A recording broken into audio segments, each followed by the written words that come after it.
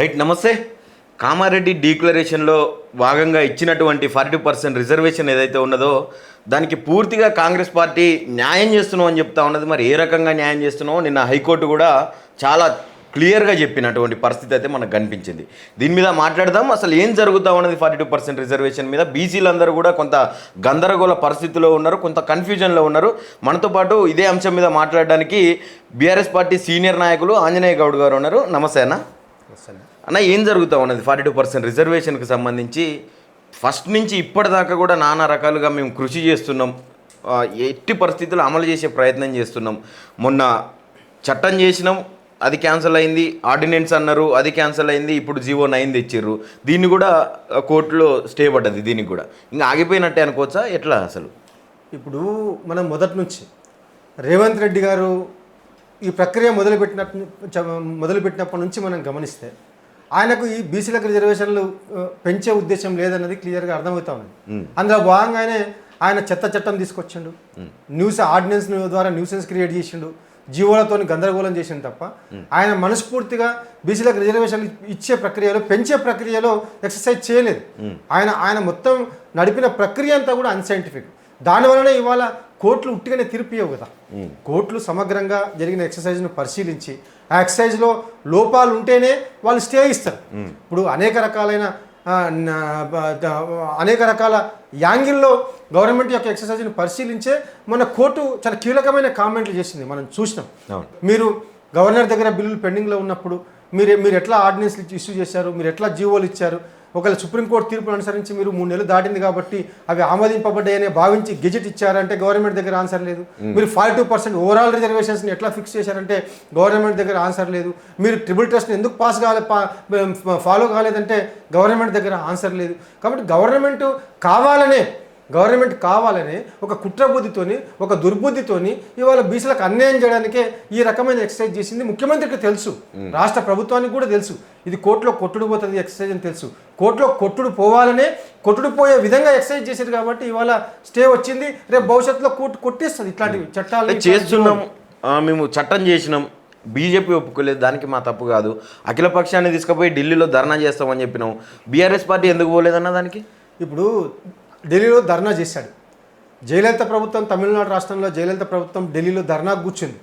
ఆ చట్టాన్ని, తమిళనాడు ప్రభుత్వం ఆమోదించుకున్న చట్టాన్ని షెడ్యూల్ 9లో పెట్టాలని ఢిల్లీలో ధర్నా కూర్చుంది.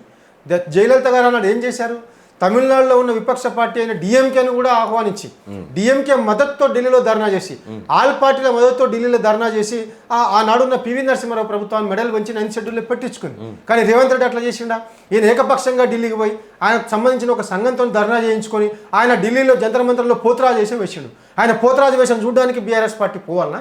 ఒక బాధ్యతాయుతమైన విపక్షం ఈ తెలంగాణ రాష్ట్రాన్ని 10 ఏళ్ళు పరిపాలించి అంతకుముందు సుదీర్ఘమైన పోరాటం చేసి స్వరాష్ట్ర ఆకాంక్షను సాకారం చేసి తర్వాత 10 ఏళ్ళు ఈ రాష్ట్రంలో సువర్ణాక్షరాలతో లిఖించబడ్డ అభివృద్ధిని సాధించిన బీఆర్ఎస్ పార్టీ బాధ్యతాయుతమైన విపక్షం ఇవాళ నీ ఇష్టం వచ్చిన పోతురాజు వేషం చూడడానికి రాదు కదా ఢిల్లీకి.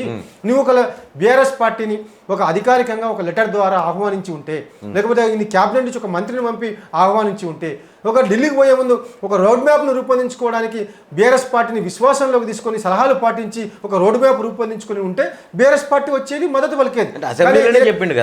అసెంబ్లీలో ఏం చెప్పాడు ఆయన? ఫ్లోర్ హౌస్ ఏం చెప్పాడు ఆయన? ఢిల్లీకి అఖిల పక్షాన్ని తీసుకెళ్తా అని చెప్పాడు.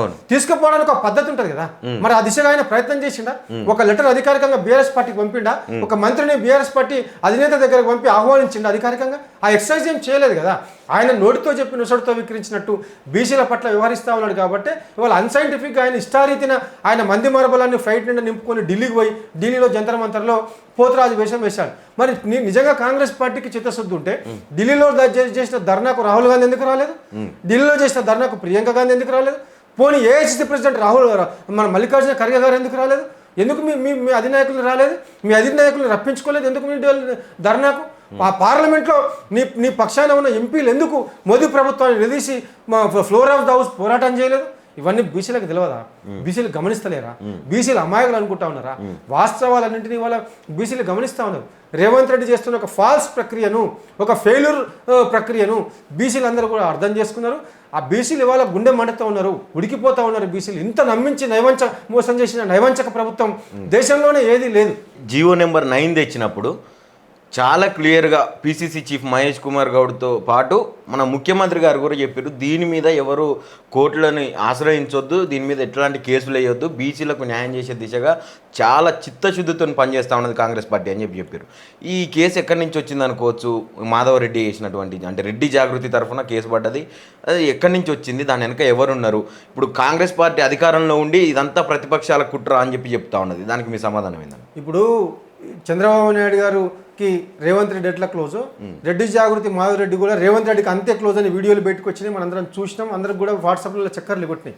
ఇప్పుడు కేసు వేయడం వెనుక ఉన్నదే రేవంత్ రెడ్డి. ప్లాన్ ఏ ప్రకారం ఏమో ఒక అశాస్త్రమైన చట్టాలని, అశాస్త్రమైన జీవోలను ఇచ్చి కోర్టులు స్టే ఇచ్చే విధంగా ప్లాన్ ఏ రూపొందించుకున్నాడు. ప్లాన్ బి ప్రకారమేమో ఆ కోర్టులు కొట్టుకోవాలంటే న్యాయస్థానంలో కేసులు వేయడానికి ప్లాన్ బి ప్రకారం కొంతమంది అనుచరులను కూడా ఆయన్నే తయారు చేసి ఆయన్నే కోర్టులో కేసులు వేయించి అవి దాని మీద స్టే వచ్చే విధంగా ప్లాన్ చేసిందే ముఖ్యమంత్రి, సీఎం అనేది అందరికి కూడా అనుమానాలు వస్తా ఉన్నాయి, బలపడ్డాయి. ఇవాళ అనుమానాలు కూడా అందరికీ అర్థమైపోయింది. రేవంత్ రెడ్డికి ఇష్టం లేదా 42% రిజర్వేషన్? 100% ఆయనకి ఇష్టం లేదు. ఇష్టం లేదు కాబట్టే ఆయన కామారెడ్డి డిక్లరేషన్లో ఏం చెప్పాడు? అధికారంలోకి వచ్చిన 6 నెలలలోపే కమిషన్ ద్వారా అధ్యయనం జరిపించి శాసనసభలో తీర్మానం చేసి శాసనసభలో బిల్లు చట్టం పాస్ చేసి బీసీలకు 42% రిజర్వేషన్లు విద్యా ఉద్యోగాల్లో స్థానిక సంస్థల్లో అమలు చేస్తా అని చెప్పిండు. కానీ ఆ ప్రక్రియ ఎప్పుడు మొదలుపెట్టాడు? ఏడాది తర్వాత మొదలుపెట్టిండు, అయిష్టంగా మొదలుపెట్టిండు.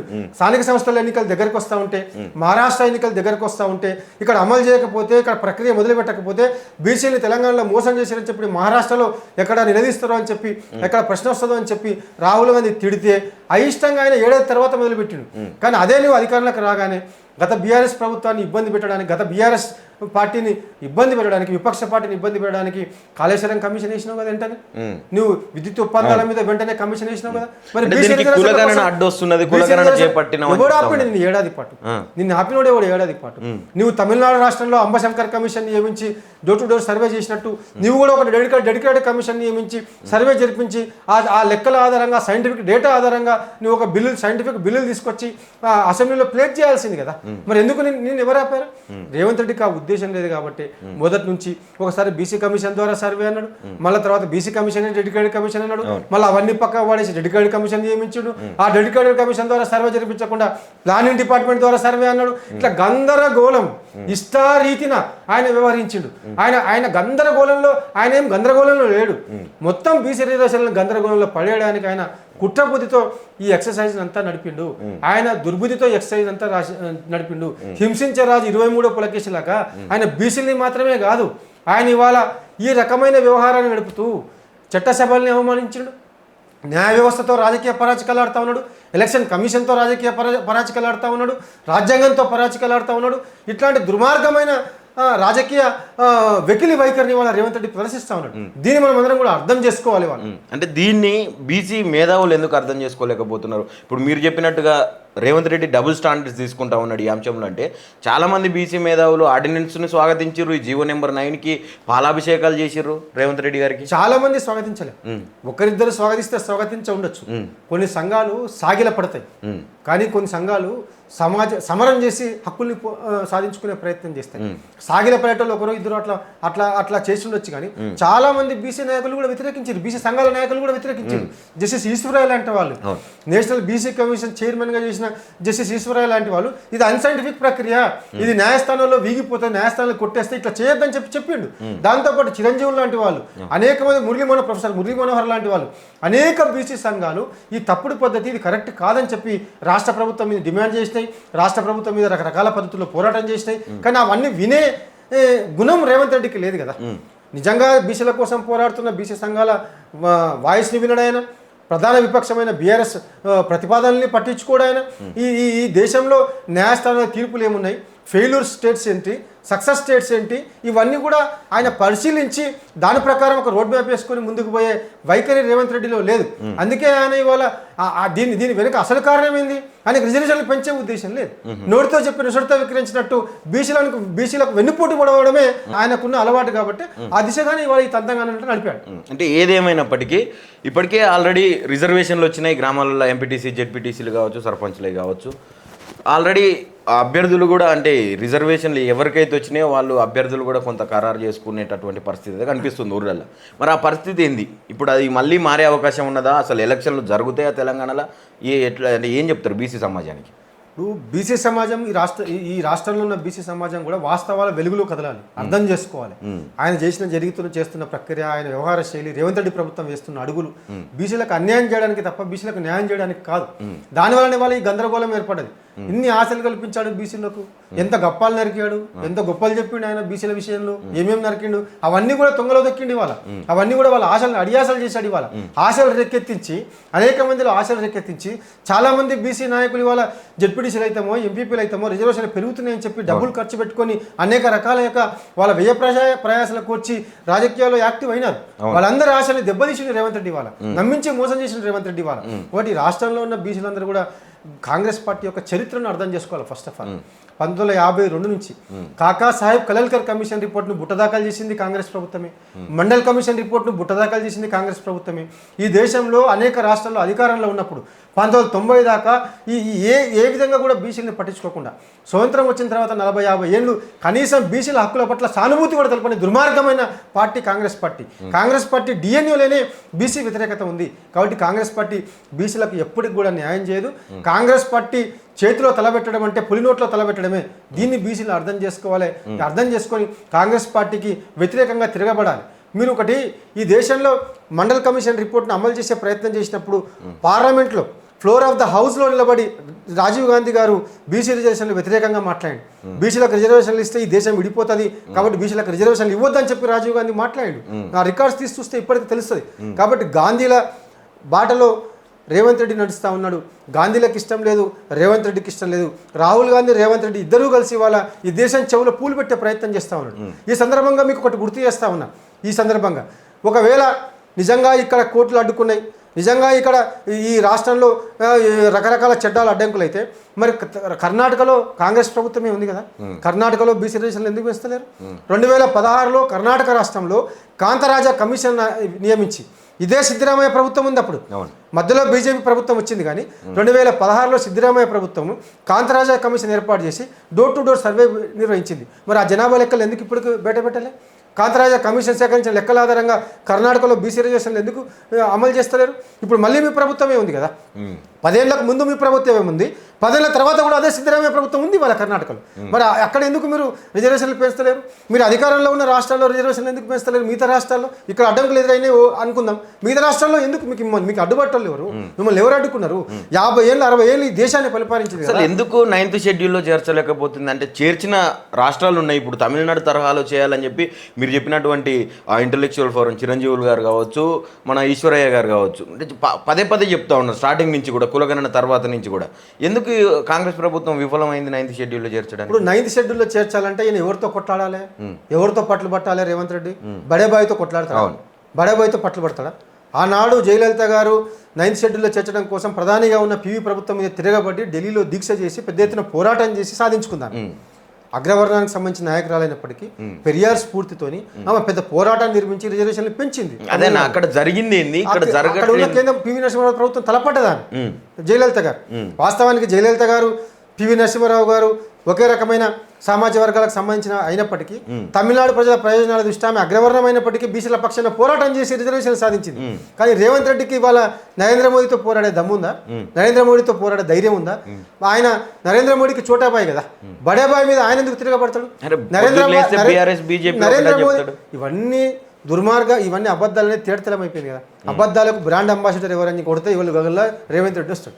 ఆయన అబద్ధాలకు బ్రాండ్ అంబాసిడర్. ఆయన అడ్డగోలుగా ఆయన అరుపులకు ఆయన సౌండ్ బాక్స్ సీఎం. ఆయన నోటి నుంచి వచ్చేది న్యూసెన్స్ తప్ప, నాన్ సెన్స్ తప్ప సబ్జెక్ట్ రాదు ఆయన నోటి నుంచి. కాబట్టి ఆయన మాట్లాడేదానికి అర్థం లేదనేది వాళ్ళందరికీ అర్థమైపోయింది. ఆయన మాటల్లో ఏ విధమైన అర్థం ఉండదనేది అర్థమైపోయింది. ఆయన బీజేపీతో కుమ్మక్కైంది రేవంత్ రెడ్డి. రాహుల్ గాంధీని మేనేజ్ చేస్తూ ఏఐసిసిని అనుముల ఇన్వెస్ట్మెంట్స్ కార్పొరేట్ కంపెనీగా మార్చేసినాడు. ఒకవైపు ఏఐసిసికి ముడుపులు ఇచ్చి ఏఐసిసిని గుప్పెట్లో పెట్టుకొని, ఇంకా వైపు మోడీతో కుమ్మక్కై ఇవాళ 2 పడవల మీద కాళ్ళు పెట్టి ఆయన ఇవాళ నాటకం ఆడుతూ ఉన్నది రేవంత్ రెడ్డి గారు. ఆయనకు మోడీతో కొట్లాడే ఉద్దేశం లేదు, మోడీతో పోరాటం చేసే దమ్ము లేదు కాబట్టి ఇవాళ ఆయన దీన్ని న్యాయస్థానాల పాలయ్యేటట్టు ఇవాళ అడ్డగోలుగా ఎక్సైజ్ చేసి ఇవాళ దీన్ని దారి మళ్ళిస్తున్నారు రేవంత్ రెడ్డి. దీన్ని వాళ్ళు అందరూ అర్థం చేసుకోవాలని చెప్పి నేను ఈ సందర్భంగా విజ్ఞప్తి చేస్తా ఉన్నాను. అంటే యాజ్ అడ్వకేట్గా చెప్పండి, ఏం చేస్తే ఇప్పుడు 42% రిజర్వేషన్ అమలయ్యే పరిస్థితి ఉన్నది తెలంగాణ రాష్ట్రంలో? ఇప్పుడు క్లియర్గా ఈ దేశంలో సక్సెస్ఫుల్ ఫార్ములా ఉంది, ఫెయిల్యూర్ ఫార్ములా ఉంది. సక్సెస్ఫుల్ ఫార్ములా తమిళనాడు ఫార్ములా మన ముందున్నది. కనీసం తమిళనాడు తరహాలో మనం ఒక డెడికేటెడ్ కమిషన్ వేసి ఆ డెడికేటెడ్ కమిషన్ ద్వారానే సర్వే జరిపించి ఆ సైంటిఫిక్ లెక్కల ఆధారంగా ఒక శాస్త్రీయమైన చట్టాలను రూపొందించి అసెంబ్లీలో ఆమోదించుకొని రాష్ట్రపతి దగ్గర ఆమోదించుకొని దాని తర్వాత ఆమోదింపబడ్డ రాష్ట్రపతి గవర్నర్ ద్వారా ఆమోదించబడ్డ చట్టాన్ని 9th షెడ్యూల్లో పెట్టే విధంగా ఒకవేళ ఢిల్లీలో పెద్ద ఎత్తున పోరాటం నిర్వహించి అందరం కలిసి ఆ కేంద్ర ప్రభుత్వం మెడలు వంచి 9th షెడ్యూల్లో పెట్టించుకుంటే బీసీ రిజర్వేషన్లు పెంచే అవకాశం ఉంది. లేకపోతే అది కూడా కష్టసాధ్యమైన ప్రక్రియనే. ఇప్పుడు ఆనాడు పివి నరసింహారావు ప్రభుత్వం ఆనాడు పూర్తి స్థాయి మెజార్టీలో లేదు కాబట్టి జయలలిత మద్దతు పివి నరసింహారావు ప్రభుత్వానికి అవసరం కాబట్టి అనివార్య పరిస్థితుల్లో ఆనాడు పివి నరసింహారావు ప్రభుత్వం అనుకున్న కంపల్సరీస్ వల్ల అది సాధ్యమైతే అయ్యిందేమో కానీ ఇవాళ అది కూడా చాలా కష్టసాధ్యమైన ప్రక్రియ. కానీ ఆ దిశగా మనం పోరాటం చేయాలి. అదొకటే మన ముందున్న సైంటిఫిక్ రోల్ మోడల్. దాన్ని తీసుకొని మనం ముందుకు పోవాలి. కానీ ఆ దిశగా రేవంత్ రెడ్డి ప్రభుత్వం పోతలేడు. చివరిగా ఈ సందర్భంగా బీసీలకు నేను విజ్ఞప్తి చేస్తున్నది ఏంటంటే అల్టిమేట్ సొల్యూషన్ చట్టసభలో బీసీ రిజర్వేషన్లు మాత్రమే. శాసనసభలో, శాసన మండలిలో, పార్లమెంట్లో, రాజ్యసభలో, లోక్సభలో బీసీలకు రిజర్వేషన్లు వచ్చినప్పుడు అక్కడ బీసీల రిప్రజెంటేషన్ పెరిగినప్పుడు అప్పుడు అక్కడ బీసీలకు రిప్రజెంటేషన్ పెరిగిన తర్వాత మాత్రమే స్థానిక సంస్థల్లో బీసీ రిజర్వేషన్ల విషయం కానీ బీసీలకు బడ్జెట్ కేటాయింపుల్లో కానీ అన్ని విషయాల్లో బీసీలకు న్యాయం జరిగే అవకాశం ఉంది. కాబట్టి అంతిమ గోల్ చట్టసభలో బీసీ రిజర్వేషన్ల దిశగా బీసీ పోరాటం జరగాలి. ఆ దిశగా పోరాటాన్ని నిర్మించాలి. విశాల ప్రయోజనాల దృష్టిలో బీసీల ఉద్యమ నిర్మాణం జరగాలి.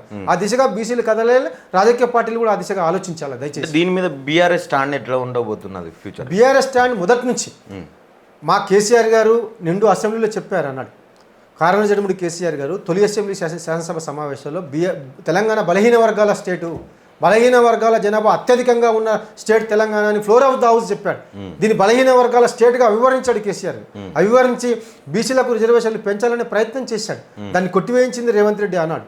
కాబట్టి అడుగడుగున బీసీలకు న్యాయం చేయడం కోసం అనేక సంక్షేమ పథకాలు 1000 గురుకులాలను పెట్టాడు బీసీ విద్యార్థులకు న్యాయం చేయడం కోసం. మహాత్మా జ్యోతిరావు పూలే ఓవర్సీస్ స్కీమ్ తీసుకొచ్చాడు బీసీ విద్యార్థులకు విదేశీ చదువులు అందించడం కోసం. అద్భుతంగా ఈ పూలే ఓవర్సీస్ స్కీమ్ తీసుకొచ్చి అమలు చేశాడు. దాంతోపాటు ఆత్మగౌరవ భవనాల కోసము కోకాపేట లాంటి విలువైన స్థలాలు 100 కోట్ల 1000 కోట్ల విలువ చేసే స్థలాల్ని బీసీ కులాలకు కేటాయించి ఆత్మగౌరవ భవనాలు కట్టించాడు బీసీల కోసం. ఇట్లా చెప్పుకుంటూ పోతే మార్కెట్ కమిటీలో రిజర్వేషన్లు ఇచ్చాడు బీసీల కోసం. ఇట్లా చెప్పుకుంటూ పోతే ఎన్నని 450 సంక్షేమ పథకాల్ని బీసీలని అప్లిఫ్ట్ చేయడం కోసం కేసీఆర్ ప్రభుత్వం అమలు చేసింది. కేసీఆర్ గుండెల్లో బీసీలు ఉన్నారు. బీసీలకు న్యాయం చేయాలనే కాంక్ష ఉంది. బీసీలకే కాదు, దళితులకు, మైనార్టీలకు, ఈ రాష్ట్రంలో వెనుకబడి ఉన్న ప్రతి వర్గాన్ని అభివృద్ధిలో భాగస్వామ్యం చేయాలి, అభివృద్ధి చేయాలనే కాంక్ష ఉన్న నాయకుడు కేసీఆర్ గారు. గడ్డని స్వెట్ పెట్టి తెలంగాణ రాష్ట్రాన్ని సాధించాడు కాబట్టి తెలంగాణ నలుమూలలో ఉన్న నొప్పులు కేసీఆర్కి తెలుసు. ప్రతి వర్గం యొక్క బాధలు కేసీఆర్కి తెలుసు. ప్రతి కులం యొక్క బాధలు కేసీఆర్కి తెలుసు. అందుకే బీసీలు, ఎస్సీలు, ఎస్టీలు, మైనార్టీలు, బ్రాహ్మణులు, రెడ్లు అన్ని వర్గాలకు న్యాయం చేసే దిశగా ఈ రాష్ట్ర స్వరూపాన్ని మార్చి ఈ రాష్ట్రాన్ని అభివృద్ధి వైపు నడిపించిన నాయకుడు కేసీఆర్ గారు. అట్లాంటి నాయకుని ఇవాళ పోగొట్టుకున్నాం కాబట్టి పాలిచ్చే ఆవును పోగొట్టుకొని తన్నే గాఢం తెచ్చిపెట్టుకున్నట్టు అయింది. ఆ విషయం ఇవాళ రాష్ట్రంలో ఉన్న అందరికీ కూడా అర్థమైపోయింది. బలహీన వర్గాల సంక్షేమం కోసం అనేక ప్రయత్నాలు చేసిండు. రిజర్వేషన్లు పెంచడం కోసం పోరాటం చేసిండు, పెంచే ప్రయత్నం చేసిండు. ఒకవేళ మళ్ళీ ఇవాళ బీఆర్ఎస్ ప్రభుత్వం వచ్చి ఉంటే, బీఆర్ఎస్ ప్రభుత్వమే ఈ రాష్ట్రంలో వచ్చి ఉంటే దేశ రాజకీయాల్లో పెనుమార్పులు వచ్చేవి. దేశంలో సామాజిక న్యాయ పోరాటంలో ఒక అద్భుతమైన ప్రగతిని ఈ రాష్ట్ర ప్రజలు చూసేవాళ్ళు. ఈరోజు కూడా మన హైకోర్టు నుంచి ఒక వ్యాఖ్య వస్తూ ఉన్నది. అంటే హైకోర్టు కూడా ఒక సజెషన్ చేస్తూ ఉన్నది. ఎక్కువ శాతం ఏదైతే పెరుగుతున్నదో ఈ రిజర్వేషన్కు సంబంధించి అదంతా కూడా ఓసీల మీద తీసుకోవచ్చు అనే తరహాలో మాట్లాడుతున్నది. దాని గురించి ఏందన్న అసలు క్లియర్గా? ఇప్పుడు స్థానిక సంస్థల ఎన్నికలను హైకోర్టు ఆపేసిందని ఒక ప్రచారం జరుగుతూ ఉన్నది కాబట్టి ఆ ప్రచారానికి క్లారిటీ ఇచ్చే విధంగా హైకోర్టు వ్యాఖ్యానించింది. ఇవాళ హైకోర్టు ఏం చెప్పింది? ఆపింది స్థానిక సంస్థల ఎన్నికని కాదు, ఒక సైంటిఫిక్గా రూపొందించిన జీవో ఏదైతే బీసీలకు 42% పెంచిన జీవో ఏదైతే ఉందో ఆ జీవో ఆధారంగా ఇచ్చిన ఎలక్షన్ నోటిఫికేషన్ ఏదైతే ఉందో దాని మీద స్టే ఇచ్చింది. ఒకవేళ ఎలక్షన్స్ పెట్టుకోవాలనుకుంటే బీసీలకు కేటాయించిన రిజర్వేషన్లు ఏవైతే ఉన్నాయో దాన్ని ఓసీ కేటగిరీలో చూయించుకొని వాళ్ళు 42% పెంచిన రిజర్వేషన్ చూయించుకొని ఎలక్షన్లకు పోవచ్చు అనే క్లారిటీ ఇచ్చింది. కాబట్టి ఇవన్నీ వీటికి అంతిమ పరిష్కారం ఏంటంటే ఫస్ట్ రేవంత్ రెడ్డిలో ఉన్న కుట్రబుద్ధి మారాలి. ఆయన కుట్రబుద్ధిని విడిచిపెట్టాలి. ఇప్పటికైనా గొప్ప అవకాశం వచ్చింది ఆయనకి ఈ రాష్ట్రాన్ని. ఆ దురదృష్టవశాత్తు ఏం కష్టపడకుండానే ఆయన ఏ త్యాగాలు చేయకుండానే ఆయన ముఖ్యమంత్రి సీట్లో కూర్చొని దురదృష్టవశాత్తు ఈ రాష్ట్రానికి దరిద్రం దురదృష్టం ఉంది, ఏం పాపం చేసుకున్నామో కాబట్టి అట్లాంటి ముఖ్యమంత్రి వచ్చి పడ్డాడు. కాబట్టి ఆయన ఇప్పటికైనా ఆయన కుట్రబుద్ధిని మానుకొని అన్ని వర్గాలకు న్యాయం చేసే దిశగా అడుగులేయాలి. అనవసరంగా ప్రజల్లో ఆశలు రేకెత్తించి మోసం చేసే గుణాన్ని విడనాడి న్యాయం చేసే దిశగా అడుగులేయాలి. అడుగులేసి ఆ దిశగా చర్యలు తీసుకొని మనసు పెట్టి ఆలోచిస్తే పరిష్కార మార్గం దొరుకుతుంది. ఆ దిశగా ఈ ప్రభుత్వం అడుగులు పడాలని నేను కోరుకుంటాను. థ్యాంక్ యూ అన్న, thank you so much. Right, ఇది ఇవాళ ఇంటర్వ్యూ. మరో ఇంటర్వ్యూతో మళ్ళీ కలుద్దాం.